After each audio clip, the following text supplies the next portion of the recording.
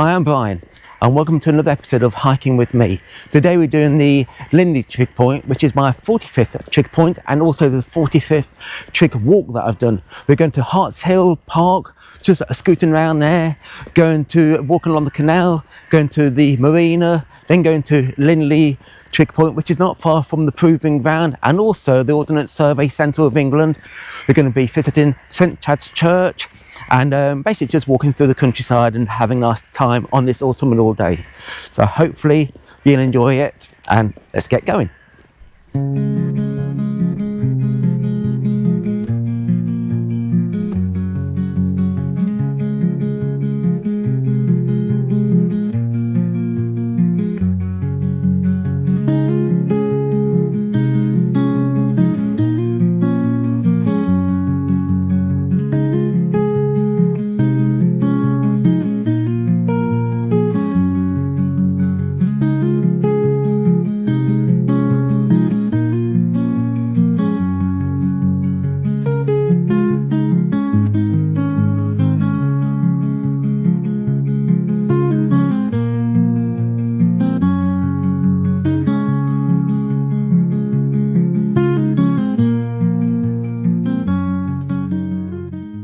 So once you head off, you come across this nice little stone here. It's got some interesting carvings on, probably telling you about the history of the area. It's got like a earth mover, a church. Actually, I've not even thought about the churches in Caldecote. Trees. I don't know who that is. Is that Michael Drayton? Don't know what that is. Some interesting. Oh, they've got like a Pegasus just there. And like a scroll. All very interesting. It's like telling you the history of the area. What's that? Bleak Hall, Beckett's Hall, something like that. Brook Hall or Brook Mill. Don't know. If anybody knows about it. Yeah, so once you've seen that, you'll see a path on your right hand side with a yellow way marker. You just head up here and through the gates, and this will take you through the side of the quarry. It looks like there's a bit of fly tipping around here and through here. From here, we're going to head down the Grange Road, leaving the village behind, and take a quiet footpath on the right. It leads gently towards the Anchor Inn, where we'll be meeting up with the Coventry Canal. Hartshill Hayes sits high above the surrounding countryside, and on a clear day, you can see across the 4 counties. It has deep roots, Bronze Age barrows, post-medieval quarry workings, and even the remains of Hartshill Castle, a medieval moat and bailey later partially replaced by a post-medieval house. We're going to drop back down onto the canal on the opposite side now. The canal replaced older drovers' tracks and water routes, so the towpath is laid with history, rural pathways once trodden by farmers, and industrial age canals. I've decided to go a different way. Instead of going down to the marina, we're going to turn left here and hopefully we'll get over the train bridge. My dad spotted a disused train line just down the side here. Let's have a quick little look. It's probably all to do with the quarry round here. I'm not too sure whether you can actually see or whether it's picked up easily on this camera, but just over there you can see like a platform where the trains or whatever would stop. Like my dad says, he doesn't know there's a train station or a tramway or something like that, so it might even be just for the quarry works, but I'll do my research when we get back. Not too sure, but I think just over there somewhere is actually the Hartshill. It's either that or that, but my dad reckons it's that, but I'm not too sure which one it is, but it's around here somewhere. Just up ahead you can see the train bridge, and we're going to be crossing over there hopefully. It looks like it might be locked, but hopefully we can get over there. Oh well, we'll just go over this bridge. This is the first time we'll be going over this bridge. We'll be going over it again later on. I wonder if there'll be any trains along here, but this train line I think goes down to London from the northwest down to London. I think my dad spotted something. Oh, this has been hard work. The farmer's not left a footpath along here for us to walk, so basically getting absolutely soaking wet along here. Right, my dad's found another footpath, so we're heading over there, and there should be a footpath, a footbridge, which I think is just over there. That will take us across Caldecote River. So we're now crossing over the River Anchor, across this nice little bridge, and as you can see, just up there is Caldecote Hall. Packhorse Bridge, tell them. Is that a Packhorse Bridge? Yes. Gone through this gate, we turn left onto Caldecote Lane, and we'll be heading up to Caldecote Hall and St Chad's Church, which is literally just up here. We're just coming to Caldecote Hall now, where I'm expecting problems. I'm hoping that there's going to be a gate at the side there that we can get through. No, notice the non-residents. This grounds of private access to the church. St Church is on foot only. Yeah, we can go down here. It's just been reading the sign and we can get down here, which is useful. And we're going to follow down here. Actually, I don't know whether that's Caldecote Hall or probably just the stables. Oh, that might be Caldecote Hall. Yeah, that's probably Caldecote Hall up there. Well, Dad's just spotted the church. Right. Just up there, that looks like the church. I was calling this St Chad's Church, but it's actually St Theobald and St Chad's Church, Caldecote. So, I don't know if you can actually get in it or not. We're going to have a little look round. St Chad's Church stands quietly amongst the trees, a small and elegant church, rich with local history. The area was once mentioned in the Domesday Book and later saw civil war skirmishes around Caldecote Hall, which was attacked by royalist forces in 1642. The hall was later rebuilt and has served many lives, including a school and a home for the Church of England's Children's Society. I found some markings here, don't actually know what those are. I think they're what kids have done. Yeah, like Dad says, probably what kids have done. But like some people say, it's still pointing out history. Got some nice architecture around here, nice carvings. It's all been repointed. Looks like that's done by the local school. So a nice little pond there. Actually, it looks more like a lake. And some local quarried stone.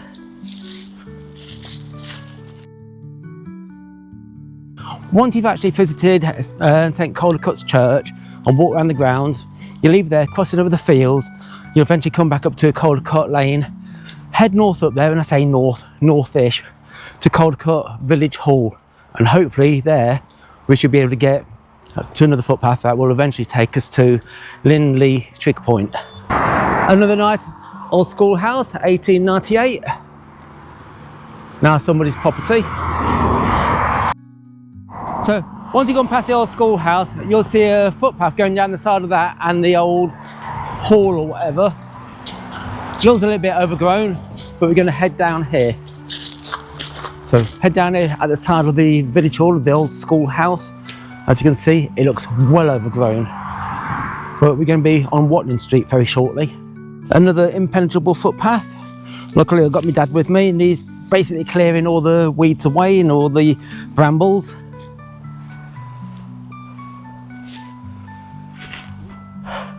I don't know what I'm going to do if my dad falls over. Do I leave him there?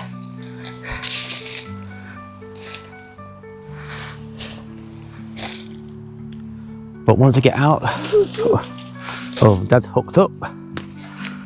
I said, Dad, it's whipping you. Dad, oh. Eventually, you get through all that brambles and all that lot and you're in an open countryside again. Got to keep to the right-hand side of the hedge. As you can see, the farmer's been sowing his crop. Get to the top here and hopefully, I can't see anything at the moment, but should be able to get further on up here somewhere. Oh, well, I've got to make our way through here now. This definitely hasn't been used. Like I've just been hearing on the radio, they actually want to close down all these footpaths. If they're not being used, they want to stop these footpaths from being used. Probably so you can build on them.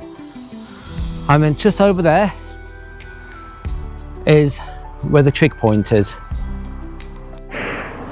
So once you've actually walked through the fields, you come to Watling Street, also known as the A5. We come down through here, and somehow it says you cross over, but it doesn't look that easy. So we've got to find a way to cross over here. I think if we cross down there, go down and cross over. Once you've actually crossed over the central reservation, you head Hinkley Ban on the A5. As you can see, there's a footpath along here which makes it a lot easier than walking on the other side. After being walking on the A5 for just a few minutes, you'll come to a left-hand turn and you go down like a little dirt track. It's dead easy to see. And I'm hoping that there's going to be a way to get into the trig point just up here. So the trig point is just up on the left. This is my 45th trig point, Lindley Trig Point. The spider's in place.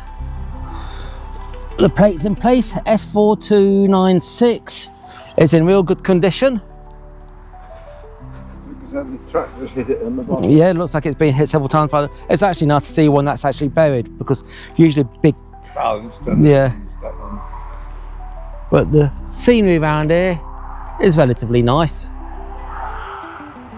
Not too sure what that is over there. Looks like an old pond or something.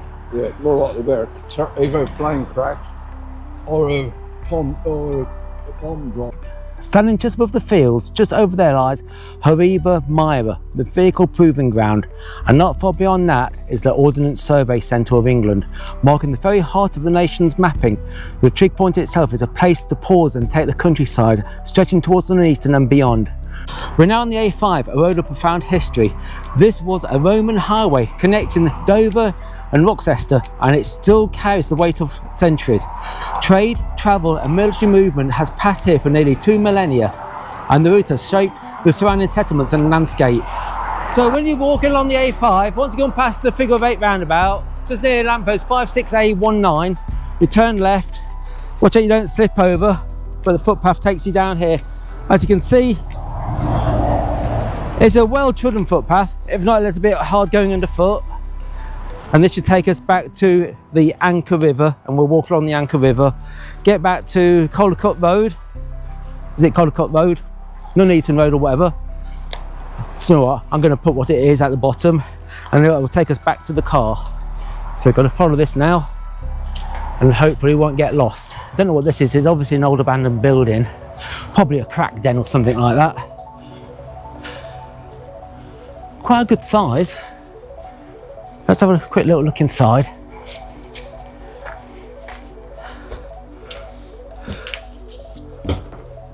Looks like it's fallen to bits.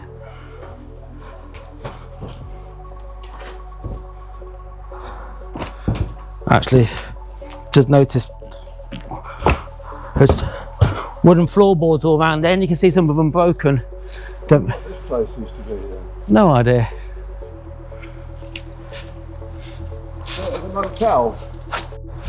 One of my main concerns about doing this walk is my OS map usually goes point to point and shows me where you can and can't walk. And round here, it basically made it, well, so that you can't go down this, even though there is a footpath. We've got crop in that field. The footpath that we need is over there somewhere. But as you can see, the farmer's grown his crop, and we want to do the respectful thing and not walk all over it. So walking around the edge of the field and hopefully keeping all the damage to a minimum. Oh, we've actually found a footpath now that we can follow along. Looks like it's well used, as you can see, but around there, absolute nothing, even though there should be a footpath across there somewhere. Couldn't find anything, but obviously people have been using this one, so we're going to as well. So walking along here, and this path should eventually meet back up with Grange Road again, and then we return to the Malt Shovel in Hartshill, which is a perfect place to stop for a nice, cool, refreshing pint of cider. I'm not too sure what my dad's going to drink. Usually likes Guinness. We're just walking past Caldecote Gorse now, a quiet haven of woodland and grassland perfect for a peaceful stroll. It's alive with birdsong, seasonal flowers, and the whispers of local history hidden in its paths. But like with all my stories, and like I keep saying, which is getting boring, I never see anything, but you can hear the birds in there. Probably can't pick up on the mic. What you can hear is the traffic in the background, but that's Caldecote Gorse. The A5, and the sound of the traffic flows all the way over here. The sound of dogs barking, and again, got the river anchor just over there. The old train line carrying cargo. Or goods, what you want to call it. My dad's making himself comfy. So my dad's settled down now. I just discovered something. We're actually walking along the Leather Mill Lane path, which will take us up to the road just up here. We've gone past Leather Mill Gorse, Leather Mill Cottages and Leather Mill Farm, which are all over there. Then hopefully we'll be picking up Leather Mill Lane just down here, just near where the diggers are, and that should take us back to the car. So, don't know why there's all leather mill around here, where they had, in the old days, a leather works or something like that, tanning works, and used to use the river. I have no idea. If anybody knows, let me know. Well, it's nice to have some input on these areas. We're just coming up to Leather Mill House, or also known as Leathermill Cottages. It stands steeped in history. Leathermill Cottages stands on land steeped in centuries of history, once home to a bustling watermill dating back to the 16th century. This tranquil lane whispers tales of milling, manor estates and royal intrigue. Though the mill was demolished in 1874, its legacy lives on, the earthworks and the stores that surround these charming cottages. That's doing the leather. Put the bark in there. That used to come out. Look, that's a log lorry taking log. So all this was used, that was used for in the tanning industry? Yeah. Beware of the what? Dog? Rabbit. Once you've actually walked past the Leathermill cottages and all that around that area, you turn left onto Leathermill Lane, and this will eventually take us down to Caldecote Lane, or Caldecote Road, can't remember now. So follow this and we should be back at the car in about another mile. Not too sure, we came across this, it looks like the base of an old trig point, but I don't know if there's any trig points around here or not. My phone's actually gone flat, so I can't check. As you walk down Leathermill Lane, the only problem about around here is you go past the sewage works, which really does smell. And then you go back over the train bridge for the last time. Don't know whether you can actually see anything over there, but no. Then once you go over the train bridge, you come to Nuneaton Road, you cross over Nuneaton Road and you come to Grange Road. And this is the little lane that will take us back to Caldecote Lane and back to the car. Now, when I'm at work and I'm driving my lorry and I see a little country lane like that, I keep thinking to myself, I wonder what's actually down there. And today, and now, I'm doing something like that. We're going down these little country lanes and see what's down here. Obviously, I know what's down here. There's going to be a pub, which is called the Malt Shovel. And that should be just down here on the left, hopefully. So, hey up. We're crossing back over the Coventry Canal. There's that abandoned narrowboat. Sorry, there's that abandoned boat. We came down there earlier and the car is just parked just up there. Oh, well, this is a nice finale to the walk. Our first hill, really. So this is a nice little climb. Came down this hill, but on the path just to our left. But walking up it takes it out of you. Oh well, that's my 45th trig point done and my 45th trig walk done. Been a nice little walk, seen some interesting things, going to St Chad's Church, having a little look round Caldecote Hall, across many fields, over the train bridge, saw a few interesting things. So if you enjoyed this video, please like and subscribe and I'll see you again next time. Thank you for watching and bye.